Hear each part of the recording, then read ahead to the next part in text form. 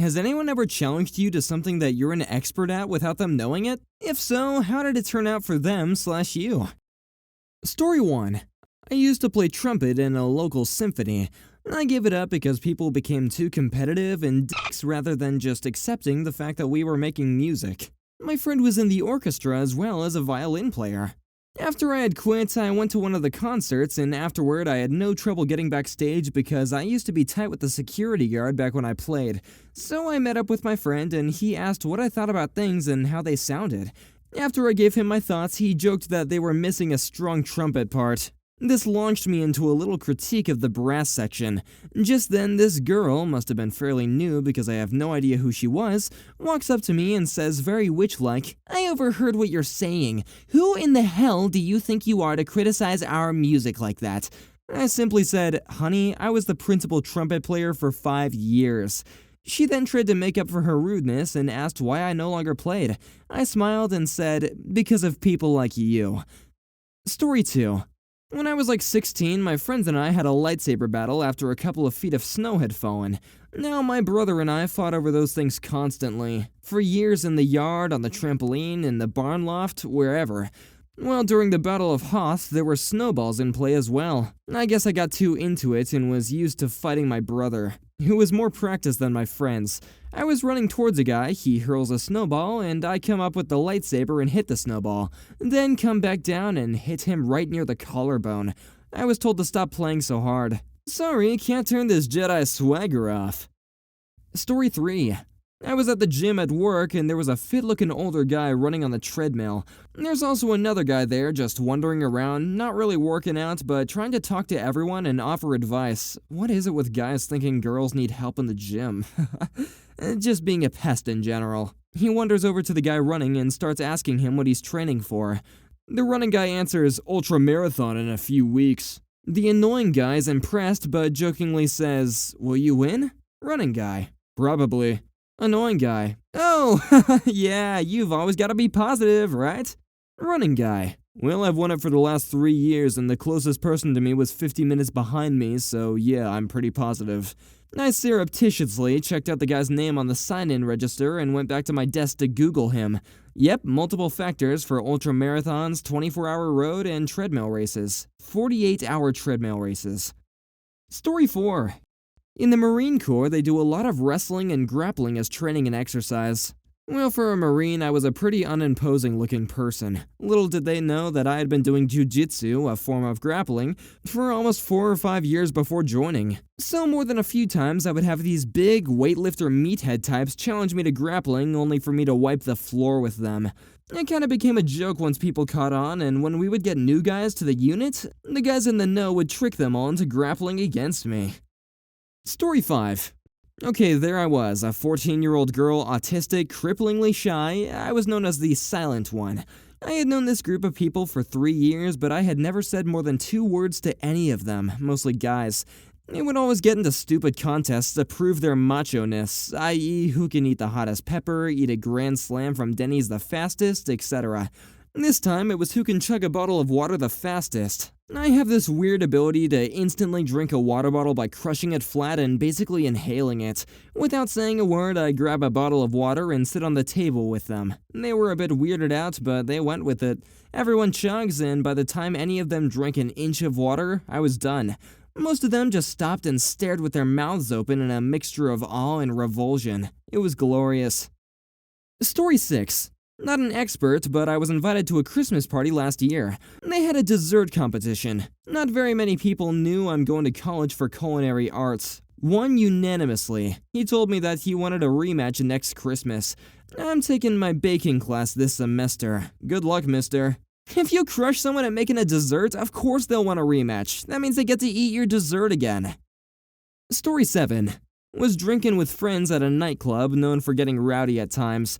Some guy and I bump into each other. No one's fault, just the sort of stuff that happens in a crowded and dark room. We both spill a few sips of our drinks. I'm just about ready to say no big deal and forget the entire event, but he flips off. Tells me I owe him another drink. No, I don't. He starts swearing at me, telling me I need to buy him another freaking drink or he will just take all of the money and buy it himself. Typical story from anyone who's dealt with a drunkard in a bar looking for a fight. I work security in a hospital, a big hospital with a busy ER and a psych unit. We get in fights almost every other day. At least once a month, if not more, we get into a really good fight. I'm talking about fighting some giant monkey on methamphetamines who are fighting like his life is on the line. We get 1 week, 40 hours of fairly intense self-defense training per year, counter-strikes and takedowns mostly. So this guy doesn't scare me. I tell him one last time to drop it and try to walk past him. He puts one hand on my chest and tries to grab for my wallet, probably assuming I would pussy out and let him take it. I grabbed his hand, torqued it around, jammed it up his back pretty hard, and gave him as hard of a shove as I could. In a crowded little room. Must have hurt his shoulder pretty good. No actual damage would have been done. He stumbles a few feet away and then slunks off without looking around. I used to work in hospital security. Some of my coworkers, who used to work in jails, regularly commented on how much more violent it was. A big, busy urban hospital is freaking hell. Story 8. Unfortunately, yes, it never turned out well because I make vaccines for a living. People posting on Facebook, new parents discussing why they don't want to vaccinate their newborns, friends and relatives talking about the latest sensationalist story that they heard on why Big Pharma is a terrible, evil conspiracy. I've been in the industry for 6 years now and have an education in chemical engineering. I've worked with live infectious diseases, primarily pertussis and polio, and been part of the manufacturing process from growing the bacteria, inactivation and lysing, purification, and vial filling, start to finish. I know how they work, what the history of how they used to be made is, and how seriously pharma companies take adverse events, and I know firsthand how dangerous these diseases can be. But that doesn't matter because that picture that someone shared on Facebook with a sad story about their child dying obviously knows more than me. Even when I explain how it actually works, their eyes glaze over and nothing gets through. It's really frustrating having all the answers to every one of their concerns and not being able to reassure them because they're too stupid to understand basic biology. Story 9. I bought a house and had a dude offer us a $20 Lowe's card to give us an in-home demonstration of the water filtration technology.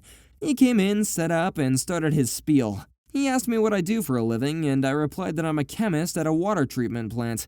He stopped for a second and said, "You probably know more stuff about this than I do." He then asked to talk with my wife, who refused. He then packed it up and left without continuing the demo. Never got my $20 Lowe's card. Story 10. In college, a coworker of mine hosted a heart tournament. Buy-in was like $10 and the top person from each of the 8 tables was matched up to play each other in 2 games. And then those in the top 2 who played in the championships game. I asked them to join in since he needed people to fill the tables. "Do you even know how to play? It won't be like playing on computer, you know." "I think I can manage." "Okay, I can give you some pointers if you'd like. I'm pretty good. I learned how to play hearts at 4, and it's something my family did throughout my childhood. I've never been able to count cards, I guess you could say, or keep track of anything that has been played. I won the championship round with a score of 7. For those who don't know, it's like golf. When a player crosses 100 points, the player with the lowest score wins. The player with 118, "Mister, let me know if you need any help." That $320 helped pay my rent. Thanks, dude. Story 11. At the county fair, I was on the receiving end of some ill-natured heckling from a couple of farmhands. Real good old boy types. They were being dickheads to everyone who signed up for the skid loaders rodeo, smack-talking everyone with how cool they are and how anybody is just embarrassing themselves. For whatever reason, they especially targeted me with their lame sauce rural Iowa smack talk. It got to the point where the one got on my face. To make a boring story short, I manage an agricultural business. All I do in said business is operate a skid street tractor. I won $10 and made a pair of brothers eat a crow. This is the most country thing I've ever read. Hey guys, you enjoying the video? If so, please like and subscribe. It means a lot and really helps the channel. Anyway, back to the stories. Story 12. I had an athletic scholarship in college. I swam. But after college, I went to graduate school, biochemistry, and proceeded to lose the swimmer's physique. However, you don't lose technique. So the wife and in-laws and I are at some resort in Puerto Rico one day, and I swam across the pool to meet them. And some guys started talking up their friend to go challenge me to a race. The dude came over and he was ripped, all eye candy, and challenged me to a race across the pool and back. And the losers had to buy the other group a round of drinks. There were about 8 of them and 4 of us. It was about 30 yards or so nearly a 50-meter freestyle, and I was the sprinter. In college, I had a high 23 time in the event, so I agree and watch him swim and touch the other side. That's when I turned the jets on and underwater kicked to a flip turn and then burst out beast mode on the return. I hit the wall when he was a little over halfway back. Needless to say, he bought us all a round of beers, and we actually ended up seeing them several times over the next week.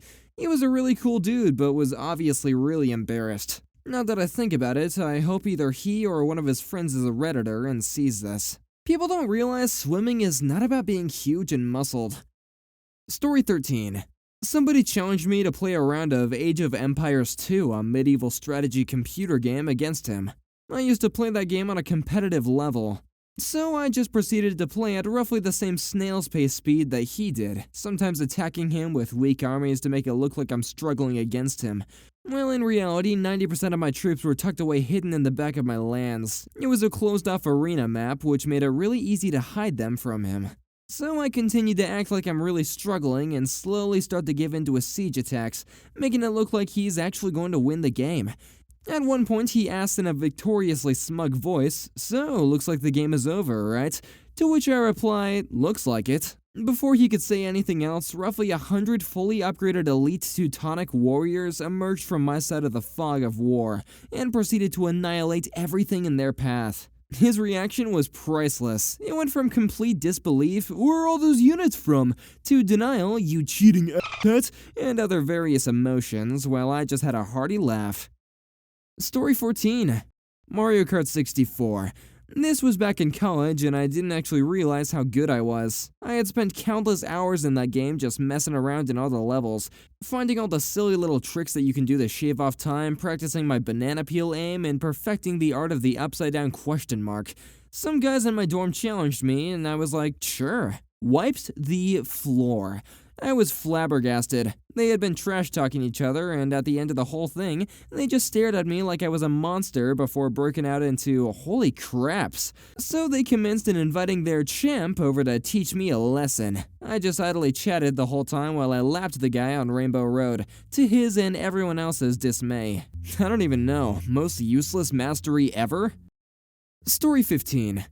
I was at the annual Mudfest in Korea. They had mud wrestling, however, the sexual connotation of the act must have been lost in translation. It consisted of 130 to 150 pound Korean men wrestling each other, almost like sumo. The first person to fall on the ground or fall out of their 10-foot diameter inflatable tube was out. There was a huge line of 75 to 100 individuals lined up to wrestle and show off to their friends. Winner stays. I have wrestled for many years, competed in judo, and have been doing BJJ for 7 years at that time. I walk up and they start yelling, "American, American," chanting me in. I was demolishing kids. Like 3 to 5 seconds, I had these guys on the ground or out of the ring. I was probably about 165 pounds, not overly big. Soon they started asking if they could add more. First 2, then 3, and eventually I was wrestling 5 people at once. I finally got tired after a good 12 to 15 minutes fighting off multiple individuals. Plot twist. My real secret was that I put on water socks and no one noticed in the murky, muddy water, and it gave me the superior grip compared to their naked feet on the slippery plastic. Story 16. So I enter a round-robin pool competition in Cairns, Australia. At this point in my life, I look, well, a little scraggly. I'm also a bit more than half pissed. And my first match is against this very snazzily dressed bloke with slicked back hair who proceeds to screw his very expensive cue together as I sit on the bar stool nursing a jug of beer with a mate, the crappy house cue resting up against the table. This dude has clearly watched The Color of Money a number of times, and arrogance wafts off him like so many dollar bills from an easy mark. Now, I'm not the best pool player in the known universe, but I did get my own pool table as my 10th birthday present, and I played that crappy warped freak every single day for years. Then I spent most of my life from 16 to 21 playing pool in bars in New Zealand, so, I'm alright. So anyway, Tom Cruise over here makes eye contact for the first time and I say hello and compliment him on his rather nice cue. He responds by saying, "Don't worry buddy, I'll go easy on ya." Coin flip, it's my break. I down the rest of my beer, sink 2 off the break, and proceed to have a dream run. I'm in that wonderful place between slightly buzzed and rather pissed when everything just feels right. And I'm sinking every shot with perfect weight and spin to bring the whites into position for the next shot. 5 down, 6, 7. I'm on the black and Mr. Shark over here with the tood hasn't had a shot. The shot actually is not that hard. And being one of those perfect moments, I carpe diem by lining it up, and then look up at him to lock eye contact as I hit the white, watch the black drop in my peripheral vision, smile, and nod. My mate, meanwhile, is pissing himself laughing. Old mate doesn't even shake my hand and walks out of the hall without saying a word. Drank too much beer afterwards and didn't win the comp. Story 17. I work at Circuit City installing car stereos and alarms, etc. This was back in 2001. I obviously didn't have much money, and a coworker who had just moved from sales to install was giving me crap about my cheap stereo and explaining how his 412s were the bomb. A typical rich kid with more money than sense. Every time I saw the guy, he gave me crap about my 2 cheap 10s. Every freaking time. I just let him go and go, making an ass of himself. Then I taped a copy of Performance Autosound magazine to his shiny new toolbox and opened the page with the result from the International Auto Sound Challenge Association World Finals. I came in 4th in my class. Oddly, I could never get him to go to any competitions with me. What a fitting ending. Story 18. I have a pretty good one. I was sick with a streptococcus throat infection. I've had them chronically since I was a child. When I was attending college and the nurses gave me a really hard time about getting antibiotics when I went to the on-campus clinic. She kept going on about how students don't realize that a cold won't be fixed with antibiotics, and generally being a jerk about it. So the doctor comes in, looks in my throat for about 1 second, and says, "Yep, it's strep. We'll get you some antibiotics. By the way, what do you study here?" I look at the nurse in the corner, beginning to fume from the doctor's answer, smile, and reply, "Microbiology." Story 19. This is backwards. I accidentally challenged someone. I was talking to a couple of guys at a party, and at some point the conversation turned to those pain games kids and drunk guys play, like punching each other in the fists until someone gives up. So I'm feeling pretty confident because I have a high pain tolerance and everyone says the guy I'm talking to is the most boring guy ever, and never does anything rash or stupid or interesting. 20 or so incredibly painful punches in, I'm starting to think that maybe he knows something that I don't because he shows no signs of discomfort, let alone the excruciating pain that I'm feeling. He's just smiling at me. We stop talking entirely and the game escalates. Finally, I've lost count and I can't take it anymore. I curl up over my swollen purple hand and say something like, "What the hell?" He starts laughing and explains. He has nerve damage in his fist from injuries sustained playing this game as a kid. He can't even feel anything in the areas around his knuckles or in the back of his hand. No one, except me, being a dumbass, has challenged him in years, because everyone knows he can play forever without any pain whatsoever. Story 20. Christian from algebra was a real jerk, always acting like a tough guy and pretending that he didn't care his grades were failing. He was so racist, always making fun of me for being white. "Christian, you are half white, you freak." Oh, but that didn't stop him. One day I've had enough of his crap and told him that we needed to settle this like men, even though I'm a girl. He told me that if I beat his score in Tetris that he would apologize, but if he won, I would have to do his homework for the rest of the week. The lazy freak. Joke's on you, Christian. You see, if there were an Olympics team for Tetris, I'd be the Michael Phelps of that team, you dig? Fine, I say, smiling inwardly. He had no idea what he was unleashing, so I opened my laptop and we began playing. 5 minutes pass and Christian is sweating. I know I've got him beat. He is in desperate need of a straight line, and I know the Tetris gods are smiling down at me. This is just good practice for me, and they know it. Finally, game over flashes on his screen, and by now tears were streaming down his face. His friends were all in shock as they watched me sink line after line. I'm a god! They all bowed down to me. I cut it short at level 22, turn to Christian, and scream, "Are you freaking sorry?" Story 21. The owner of the restaurant I work at brings in this gimmicky, as seen on TV, vegetable dicer. The kind where you still have to use a knife to get the food small enough to dice. I laughed at him as he tried to tell me how much time it was going to save in the kitchen. He challenges me, 3 onions, small dice, and the winner gets a case of beer. I've been cooking professionally for close to 2 decades, so long story short, that was some good beer. Story 22. Back in my school's anime club, we had this kid, I think the term is weeboo, who wouldn't stop bragging about how good his Japanese is and how the rest of us should call him Sensei. Apparently, he'd been taking Japanese since middle school. I was actually raised in Japan. Turns out all he could do was elementary level Japanese. Couldn't even understand a bit of colloquial Japanese or write more than a few basic sentences. Story 23. I was 30 years old, around 4 to 5 years ago, and I went to a family house party of my girlfriend where a bunch of her teenage cousins were playing Rock Band. It was a kind of, if you fail the song, you have to give the controller to the next person situation. This one kid kept being a douche to the other kids because he played on hard, so he had the highest scores and never passed the guitar around. It was annoying and didn't let the other kids play, making others feel bad because they had played on easy or medium. Anyway, at some point, he said that he could beat anyone at the party. One of the younger kids said, "I bet he could beat you." I played with him once when my girlfriend was babysitting him. So the annoying teen started mouthing off and they called me over. I was sitting with the adults and faked ignorance. "Oh yeah, I know this game. Guitar Band, right?"